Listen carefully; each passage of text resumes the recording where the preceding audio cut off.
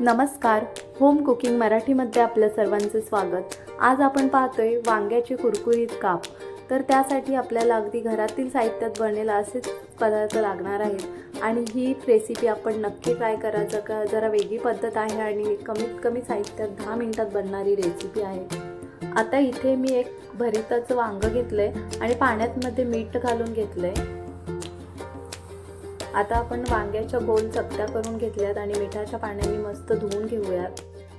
आता इथे आपण आलं लसूण मिरचीची पेस्ट घातली आहे. आता हळद घालूयात, धने जिरे पावडर आणि लाल मिरची पावडर घालूयात, तसेच गरम मसाला,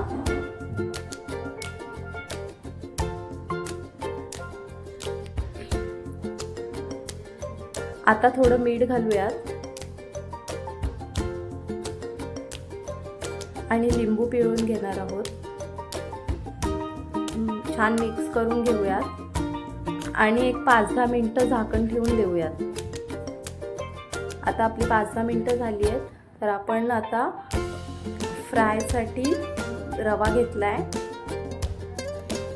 थोडंसं तांदळाचं पीठ आणि हळद आणि लाल मिरची पावडर आणि थोडंसं मीठ घालून मिक्स करून घेऊयात.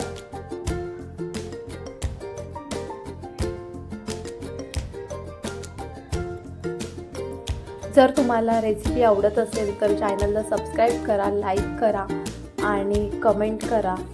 तर आता आपला तवा गरम झाला. आता तवा गरम झालाय तर आपण तेल घालून घेऊयात. तेल तव्याला सगळीकडून पसरवून घेऊ.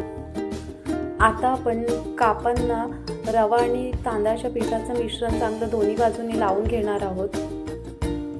आता आपले मिश्रण लावून झालंय तर आपण तव्यामध्ये फ्राय करून घेऊयात. एक एक करून सगळे घालून घेऊयात तव्यावर आणि छान असे कुरकुरीत शालो फ्राय करून घ्यायचे आहेत. एक 2-3 मिनिटांनी आपण एक बाजू झाल्यावर दुसरी बाजू परतून घेणार आहोत. आता हे दुसरी बाजू परतून घेऊयात.